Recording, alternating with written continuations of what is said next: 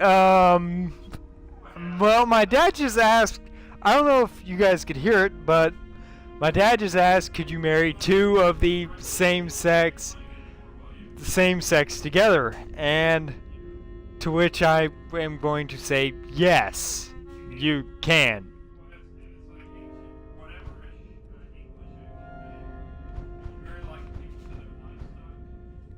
No. Well, anyway, we are going to we can marry people of different fertility. Those with high fertility, declare them as Lord, and their partners, or as such, can be anything else, and essentially those will be married. So you can have, say, let's be progressive real fast and have our female 34, or female 34, age 34 with certain things, can be our current Lord, and we can have her first man as someone on this line. Well, and as you can see, these certain traits that you see up along the side there, and personality, do actually get sent over into her offspring. So certain traits may not come over, such as dim-witted and bountiful may not go over there, but certain other things like cocky and stalwart would also. Thank you, Dad. Now you can here, that's your region, that's your lord that I've just appointed. Now you can marry those, like let's add a 34 with. It'd be completely inappropriate and add a 27 and marry a 27-year-old male to a 34-year-old female. Of course, and that's what we're going to do. And I know what all you sick fuckers are wondering.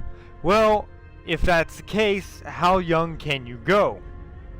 Which I'm hoping that you aren't wondering that, which you can only marry from 15 years and up.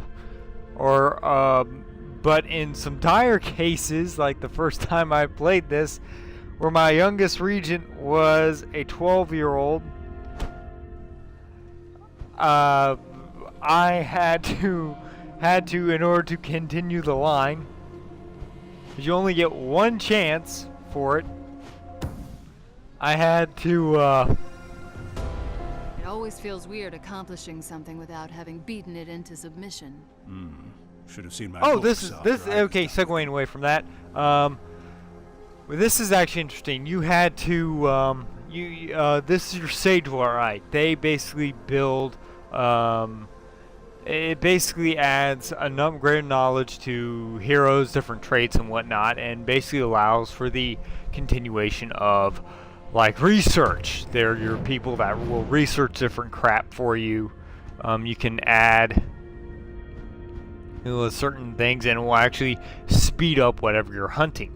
So if I wanted to add,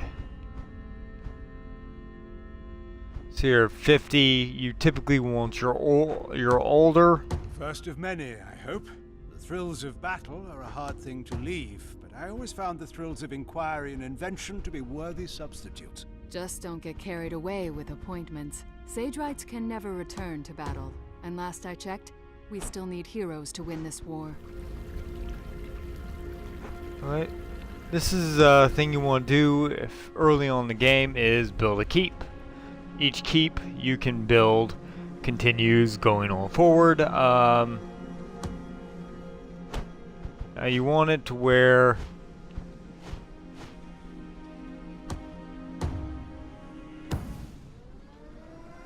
they will build stuff.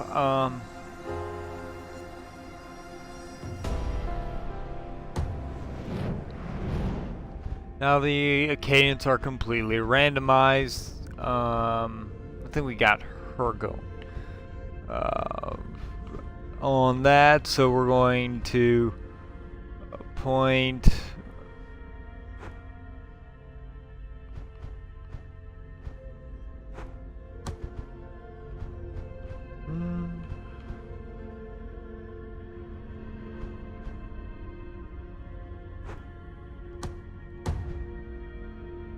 with creepy, 34, 33 with a 31.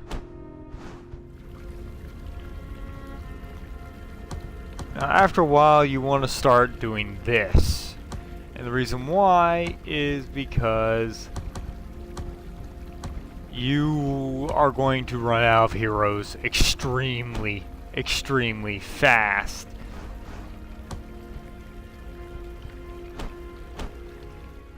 And I have encountered that several before, thus, for my first playthrough, where I had to basically lease up land to Cadence in order to buy out time for heroes.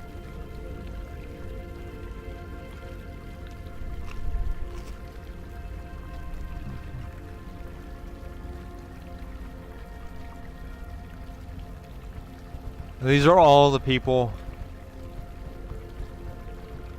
that you can bring in. These are some of the newer recruits. These are by recruited. So you have the youngest to the oldest.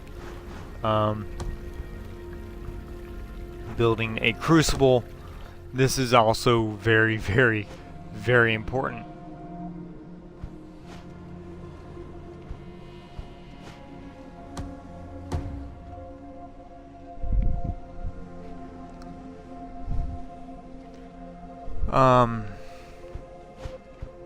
For those of you that don't know what that little blot thing is, if I get 3 of those on any of one region, then I will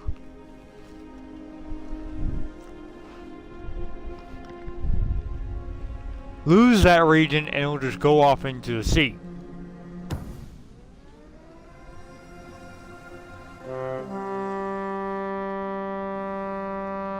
Ah yes, babies! The horns of birth. To keep, Cause for basically allows it to do this, and they Babies basically have are been trained born inside the before keep today. until they're at the It age of was 15. glorious every time, was it not? What, unbearable shrieking and smells that are even worse? That's your idea of glorious. Yes.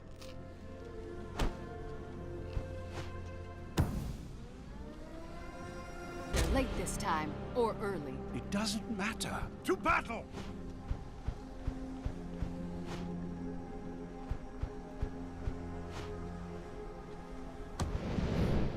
Now we're going here, essentially to procure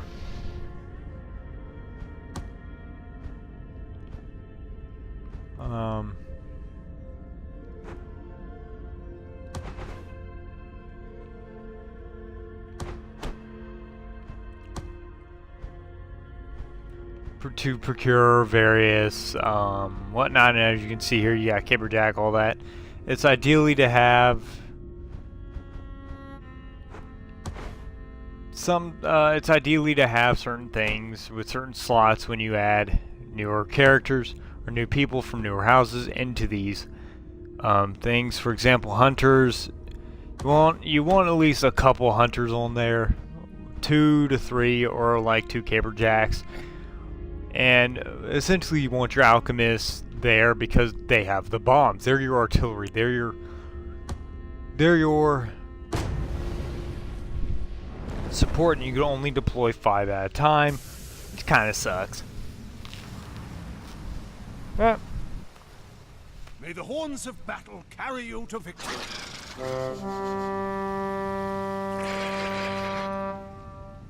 Oh, he got spawned in a very bad spot.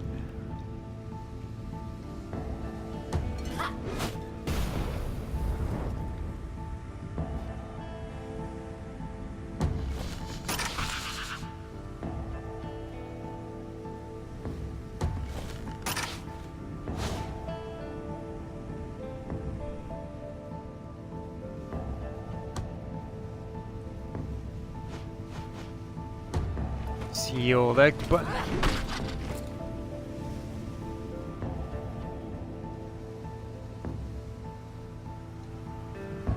Because no matter what the seed's going to do, what matters is what that thing's going to do.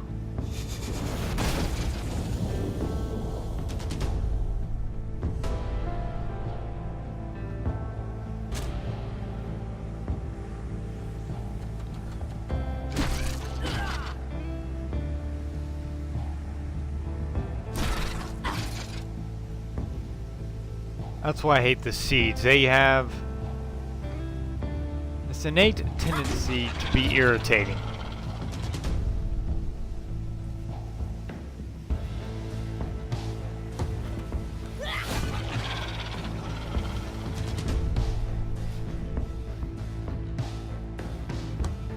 Now we get our scouting party going.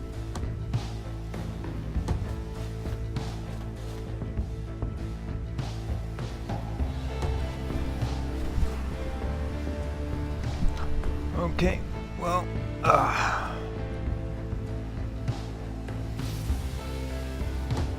we cannot step in any of that stuff because it actually makes us, it actually hurts us a lot.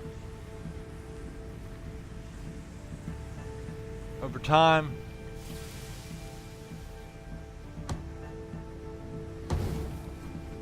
There we go, we're going to disappear. Disappear, disappear, disappear, disappear. We're going to stealth mode.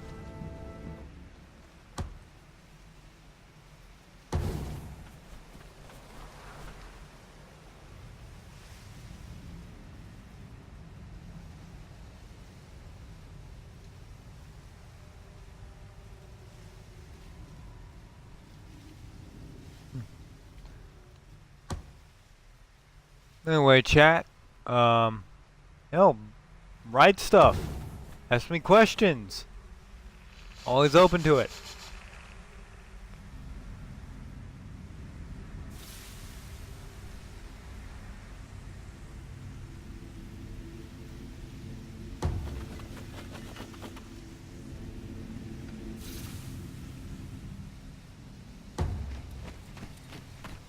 Normally your caberjack will be the one to leap forward real fast,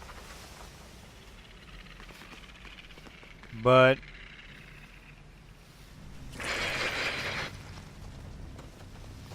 that's where it gets good. He's also the one that will be able to move faster.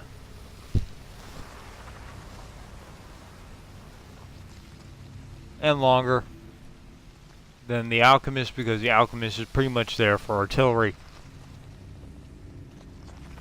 The alchemist is not there to do melee. That's why they do so low melee damage, have a low percentage of fighting.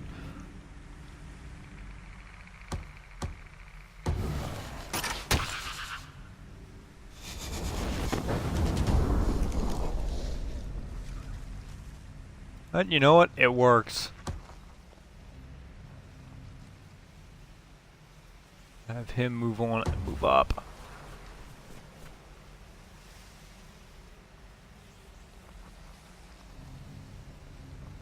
Have him pop on out.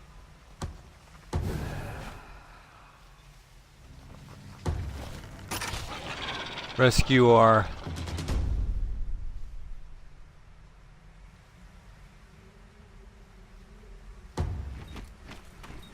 little alchemist there.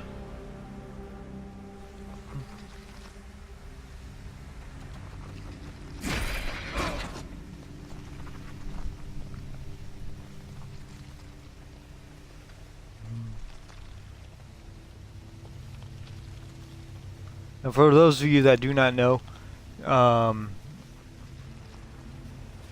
this game, it looks easy. Even on normal, it's easy. It's good for like the first couple of seconds, but it gets extremely hard. So if you're like the hardcore strategist, then you're going to need some. You're going to have a. This is a good game to get because I get way too excited. You can't about outproduce them. So if you're one of those that are high in production, then you're going to have a difficult time.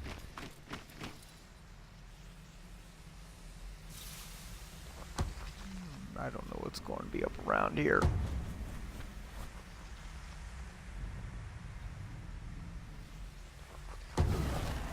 Let's get... Aw, fuck.